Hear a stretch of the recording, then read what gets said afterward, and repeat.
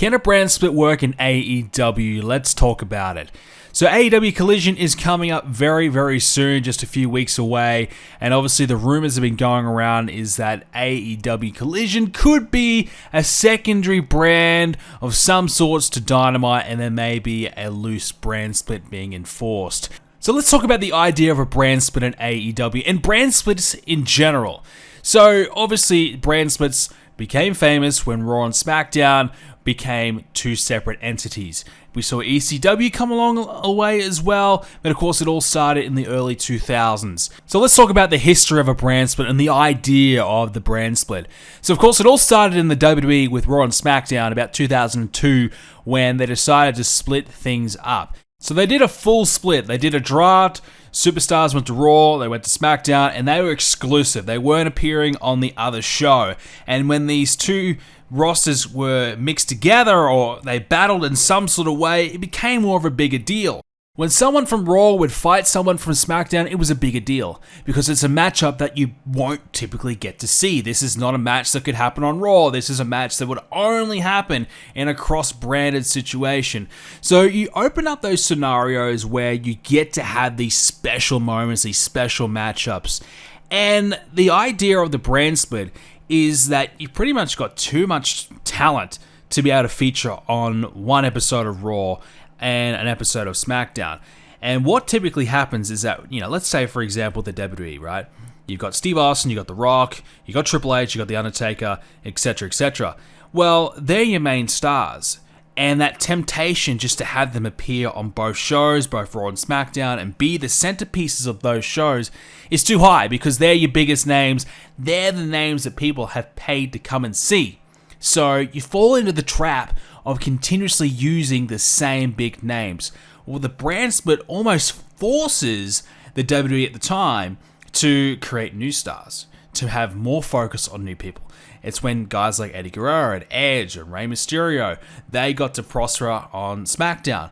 And you got to see the likes of Goldberg and Triple H and Shawn Michaels and Chris Jericho and Christian and all these other guys on Raw. Of course, I'm talking about more of the early days of the draft. So it does open up an opportunity to create more stars and definitely give more TV time to those who sort of need it. And one of the good things that the WWE did was that they had the Cruiserweights on SmackDown, they had the Women's on Raw, so you had a unique flavor to each show in some minor capacity. So all of these things sound good in theory, right? But you fall into that temptation of, hey, what if we have John Cena appear on SmackDown every now and then just to make SmackDown ratings go up, and you start to mix the talent together a little bit too much, and then all of a sudden they're on the same shows every single week, and the brand split just eventually dies. And that's sort of what happened with the WWE. They brought in ECW and they sort of had a third brand, and all of a sudden you got three separate brands, and then ECW wasn't strong enough on its own, so it had to sort of mix in with SmackDown. So then all of a sudden SmackDown and ECW become the same sort of thing, and then SmackDown wasn't succeeding as much as Raw, and then they needed, you get the drift, right? It just wasn't working long term. They didn't have enough star power to sustain it for the two separate and eventually three different brands. So the concept of the brand split died. It got revived around 2016. They tried it again. And when they tried it again, it was actually awesome. I actually, for the first time in many years, enjoyed watching the WWE. It was really working. SmackDown back in 2016 was the show to watch. And Raw, certainly in 2017, it was pretty good too. So it certainly helped kind of rejuvenate the brand of Raw and SmackDown for me personally.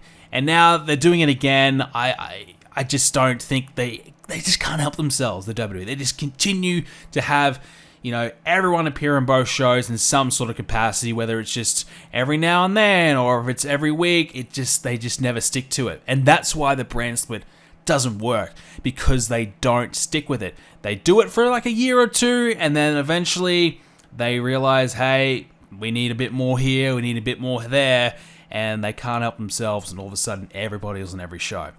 So let's go back to AEW.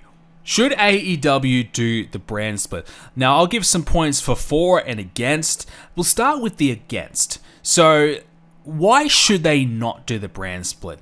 Well, do they have enough star power to do it? Some of you would be in the comments section saying, yes, absolutely they do. I would watch both shows, I would love it. And that's awesome. So, I'm probably the same, right?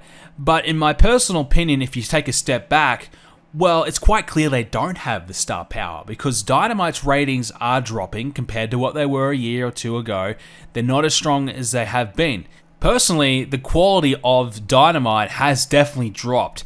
You get the occasional show, which is pretty good, but honestly, you might get 2 or 3 really good segments, and the rest of it, you could probably skip. It's pretty much filler.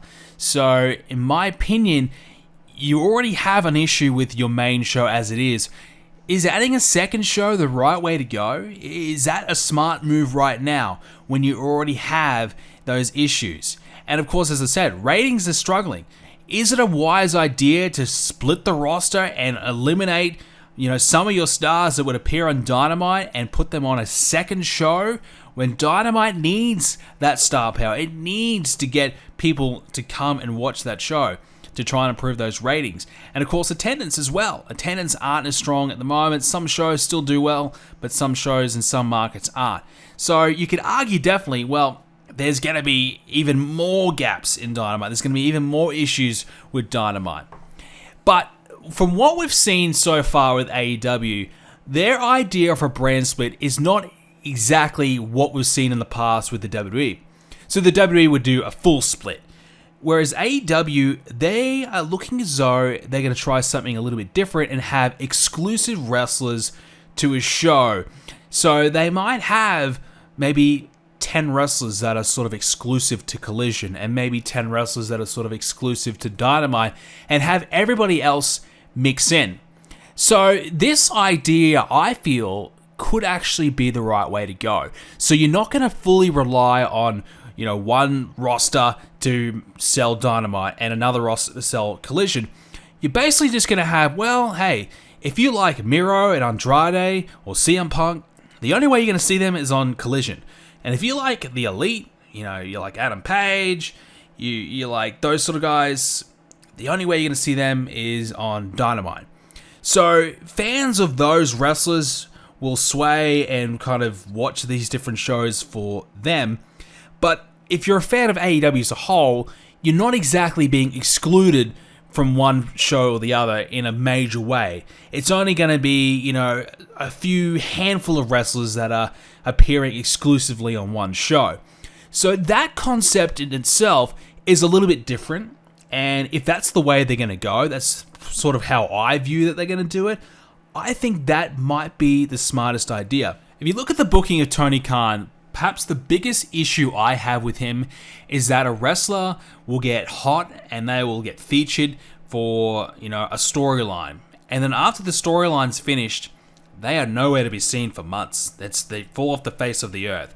It's only his main core guys like Chris Jericho, Orange Cassidy, MJF, those sort of guys that continuously get something new all the time.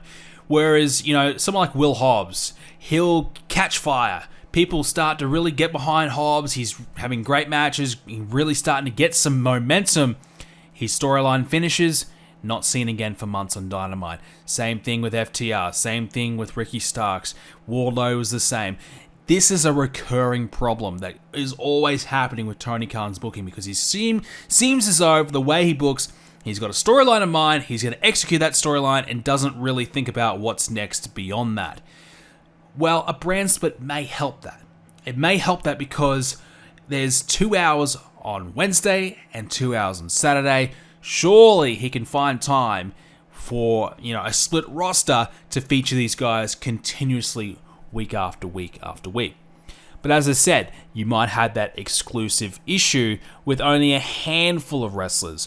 So you'd have to believe that those hand-picked wrestlers are always going to be in the mix. Because if they're not on Collision, well, they're not going to be on Dynamite. So you're not going to see them at all. So they've got to be constantly, in a storyline. Like someone like Miro, who's apparently going to be exclusive to Collision. Well, if he's not getting a push on Collision, you can't see him on Dynamite. So then it creates that issue. So The other thing they have to think about as well is Rampage. Is that going to be anything? Is that going to be both shows combined? Is it going to be even worth watching at all? Probably not. It hasn't been for a long time. So let's think about it. As a fan, I think it's a good thing because, as I said, more opportunities for more guys on the roster to get featured. There's so many guys I like in AEW that just don't get TV time at all. And there's other guys, look, I'm not a big Orange Cassidy fan, but he gets the first match of every single Dynamite. He gets his 20 minutes of Dynamite every single week. Jericho gets his 2 segments or 1 segment of Dynamite every single week. So when you have those guys who become the staple of Dynamite, all of a sudden there's only a handful of segments to go around for everyone else. A brand split and 2 more hours on Collision will help give those opportunities to those guys that just can't seem to get featured all the time. So which wrestlers would benefit from it?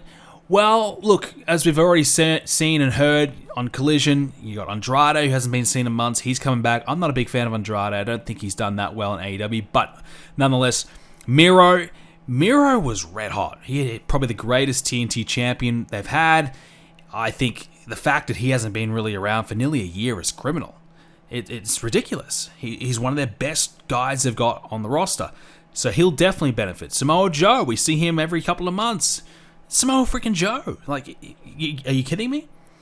And like I said, hopefully Wardlow can stay consistent. Powerhouse Hobbs, let's get him back in the mix. Ricky Starks, he seems like he's still in the mix most weeks, which is good. I think he's proven to Tony Khan enough, or he's enough of a fan of Ricky that he's in the mix more often than not.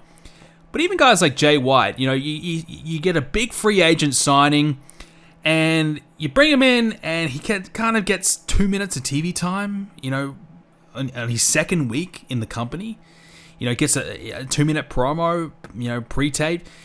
These are the sort of things that hopefully having more TV time will sort of eradicate and allow, a loose brand split to fix these sort of issues. Obviously, with the women's division, there's a lot of women that could benefit, but you could argue, is it a good idea to split any of the women? I don't think so. Should the women's division be exclusive to one brand? I don't know. Again, I think having 2 championship belts would, you couldn't possibly do that. You could have one belt on one brand, one belt on the other. Yes, but I think what it will do is that, it'll open up an opportunity to have more than one women's segment a week. And that's sort of the main issue right now, is that there's not enough women's segments a week. There's not enough happening in the women's division to really care about majority of the women. That's why it seems to struggle. The Trios Championship, again, is a similar situation. Who are the trios in AEW? I've got no idea.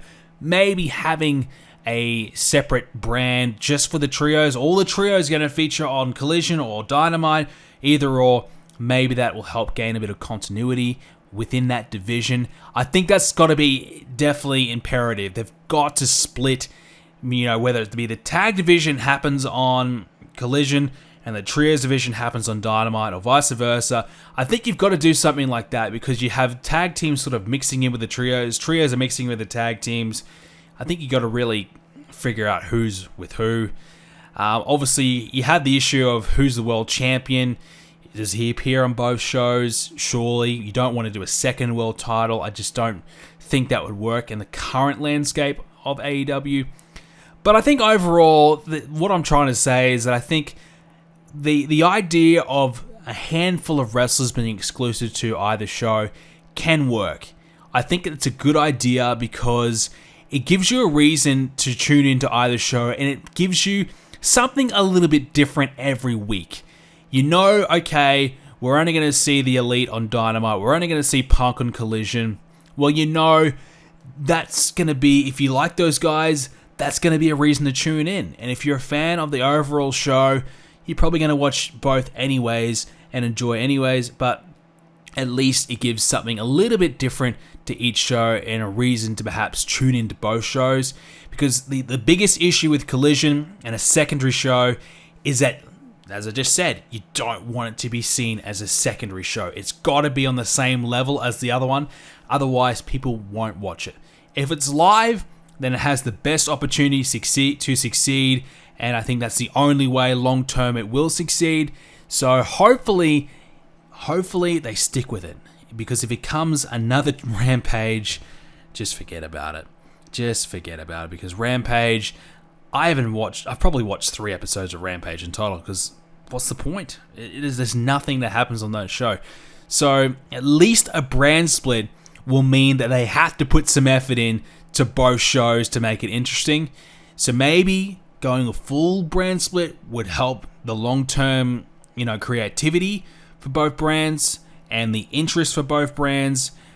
But I think the best way for AEW to do it right now is to split a handful of wrestlers and make them exclusive to a show for at least a period of time, just to make it a little bit more interesting and a little bit different between the two shows. In the comment section down below, let me know your thoughts. Do you think a brand split is a good idea for AEW? Should it happen? Or should we, maybe do it in the future? Or not at all? Let me know in the comment section down below. Thank you so much for listening in, ladies and gentlemen. If you enjoyed it, leave a like on it and subscribe. We're going to do a few more topics in the near future. It's something we're going to trial here on the channel where, we kind of do a podcast style. We just sit back, shoot the shit about AEW or WWE or wrestling in general, whatever's happening on, whatever's on my mind. And this is the first one of those. Thanks for watching. See you next time.